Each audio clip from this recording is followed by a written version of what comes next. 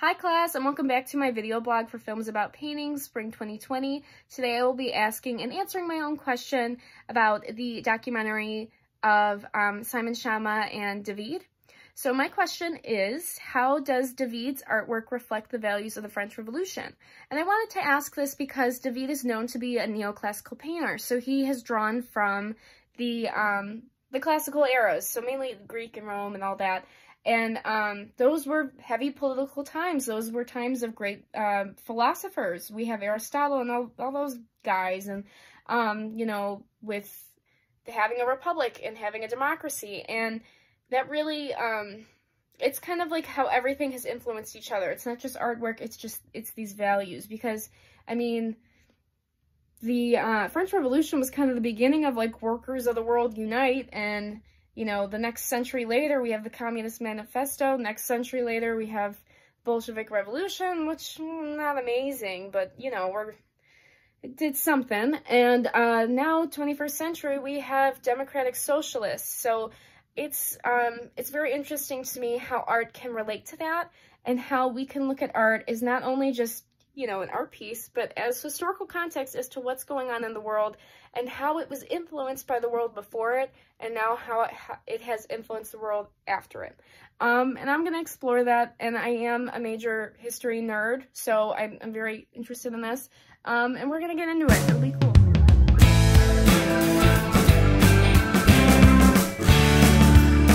So a specific artwork that I would like to discuss is David's painting, The Oath of Horatii. Now, The Oath of Horatii was painted by David in 1784, and quoting from the Louvre's website, in which the Oath of Horatii is located, it is stated that this was a new moral painting, and the Louvre goes on to say that David chose this episode in Roman history for his first royal commission in 1784, a Prix de Rome laureate in 1774 and a member of the Académie. He wanted to launch his public career by creating a stir with a radically innovative picture.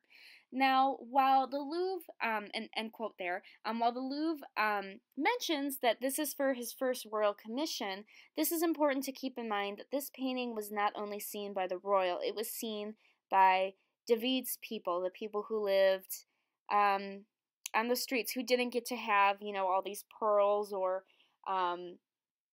all of that, as the bourgeois and the aristocrats pretty much were. So what is interesting, though, about this painting is that he chose a Roman event to create a stir in a French context, in the context of the French Revolution. Given that just years before this painting was made in 1784, the French were helping to fund the Americans in the American Revolution and helping them fight and helping them win. Now, after a while, though, the French were like, what's going on here? What about us? We're treated like garbage while Marie Antoinette is, you know, running around doing whatever she wants. And that's not okay. And this is important because in depicting this Roman scene, as the Louvre states, that this was a 7th century BC, and this is where the three Horatii brothers, chosen by the Romans to defy the Curiati, don't know if I'm saying that right, which was the champions of the town of Alba. These three brothers were swearing to defeat their enemies or die. As they receive their weapons from their father, the women of the family are prostrate with suffering. This painting, a royal commission, was a manifesto for a new style, neoclassicism. Both the architecture of the room and the poses of the warriors were rigorously geometrical. So, this geometrical idea is important to keep in mind because it resembles a sort of equality. It resembles balance. And I'm going to talk a little bit more about equality in a little bit, but the fact that we're showing equality in a royal commission, it's kind of symbolic, right? Especially when we have, you know, the poor are getting poorer, the rich are getting richer. And I also just find it so interesting, though, that he is specifically using this picture as a call to arms to his own people, not to the royals just to have fun and look at the painting and think it's amazing, but it's a call to the people like David, that just the regular old people in France, that, you know, they need to take arms or, as I quote from the Louvre, they need to swear to defeat their enemies or die. And that's, while the Louvre is describing this Roman legend, this is exactly what's going on in France. If they let this persist and they let, Louis XVI and all those other aristocrats and bourgeois take over, that's not okay.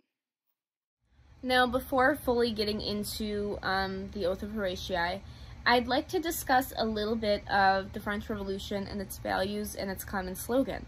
So, from alphahistory.com, on their webpage on the ideas of the French Revolution, and it's cool because at the top of this, the ideas of the French Revolution page, it's the painting of Jean-Paul Marat by David. So that's kind of neat. They're using that painting to resemble their page, like that. I don't know. That's cool.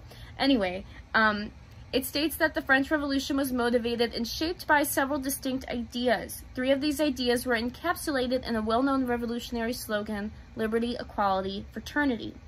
The ideology of the French Revolution was broader and more complex than mere slogans, however.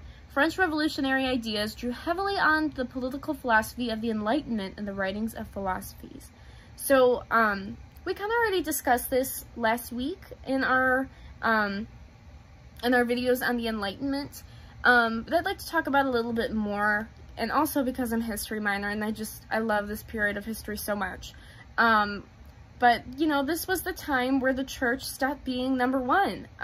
It was the self. It was the person. It was, your own thought process. It was also science that, we could explain things more than miracles, and this influenced people, though, to see what was wrong with the world. It wasn't no longer just enduring everything with a guarantee to get to heaven. No. We could be happy on earth too, and that was kind of the idea that was being brought about. And the Oath of Horatii, kind of, to me, it reflects so much the motto of, as alphahistory.com states, liberty, equality, and fraternity. And I believe that because, just look at the painting. It's 3 brothers, and this is, based off of a Roman legend anyway, so clearly David is depicting a Roman story, obviously years later during the time of the French Revolution, but it's the matter of why bother, why keep retelling history through art? But here's the thing, we can learn a thing or two from history, and I think David figured that out. And as Simon Schama states in the video, it was a painting about a country crisis. To avoid war, the Romans have chosen 3 of their men to fight with 3 from the enemy. Last one standing wins. The cruel twist is that one of the Roman boys is married to an enemy girl. Widowhood and orphanhood beckon. And so Simon Schama goes on to state that the father commands his sons to either conquer or die. Now, to refer back to alphahistory.com's quote of liberty, equality, and fraternity, and what I was talking about earlier when we were just looking at the painting, I want to talk about the balance that is shown in the painting itself. Now, the fact that this is almost like perfect geometry, it is such a balanced piece. It's that rule of 3. It's the 3 arches. It's the 3 different groups of people, one of which just being the father. But then we also have the 3 sons together, and it's this constant balance of, there's some sort of equality here with it. But what is most important when thinking about the French Revolution, and again, since the motto was equality, it's also the fact that all 3 of these brothers are working together, and this also ties into fraternity, and they're ultimately fighting for liberty, right? And so if we're thinking of it in that way, all 3 of those brothers, and this is something that I noticed the first time that I ever saw this painting, back when I went to Moraine Valley, and I was taking an art history course, it's the fact that all 3 brothers are wearing something different. They are in completely different armor. It almost looks as if they're all from different places. And it wasn't until I heard the legend of, the Oath of Horatii that I understood, oh, they're brothers.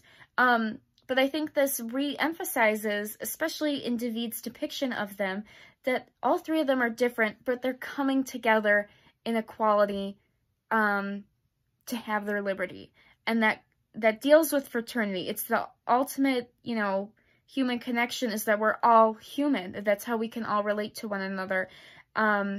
And while that does emphasize more specifically, because it's the word fraternity, on, you know, men bonding together, that was the kind of the priority for the French Revolution, even if we have, you know, prominent women during this time. And I'd like to quote from the artstory.com. It's explained that, about, and this is from their article specifically on David, and about the Oath of Horatii, that the enthusiastic reception of this painting at the Salon cemented David's reputation as the leading artist in the new neoclassical style. Although the work was his first royal commission, and its emphasis on selflessness and patriotism was conceived with the monarchy in mind, its depiction of fraternity and heroic sacrifice would soon resonate with the French Revolution of 1789. Now, this goes back to Schama mentioning that one of the brothers' wives was of the enemy line. And, you know, while that's true, this does come with sacrifice. You know, David is emphasizing on the way in which we all need to come together to fight for what we think is right, even if that means hurting a loved one, which is not always the greatest message. But it's with the fact that with the French Revolution had many people that had to be sacrificed. Many people had to be taken to the guillotine, both on the bad side and the good side.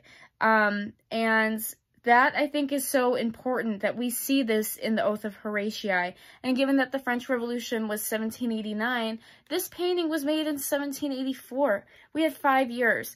And this is how much of an impact that this painting had. It had those implications of, hey, something's coming, and we need to do something about it. And that's what I think is so impressive with David's work, that he is using historical context to relate to his time period. That is so cool. I don't know. I'm sorry if I sound like a nerd, but like, this is really interesting to me.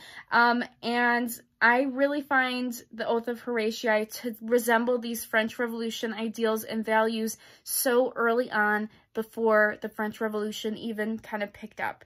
And so now that we've seen how David's art, specifically in the Oath of Horatii, reflects the French Revolution's values, even before the French Revolution happened, and it's important to note the implications. And Simon Schama, after discussing the Oath of Horatii, goes on to say that awkward questions were starting to be asked, and he states that why the clergy and nobility were tax-exempt, while the scarecrow poor were to empty their pockets. Wasn't the nation all in it together? The nation. That was a new idea, and while we're at it, how about elected representatives too? So there we go. That painting really does show all of those, the motto of the French Revolution, but it also makes us question, you know, are we all equal? Are we all equal the way in which those brothers came together in the Oath of Horatii, despite clearly resembling a difference, the way that they're dressed and everything? They were able to come together, but are we? Are we under the rich? Are we able to come together with them? And that's the question that this painting also asks, and I think that is so important. And, yeah, I could go on. But thank you for watching, and I hope this inspires some sort of revolution too. I don't know. Thanks.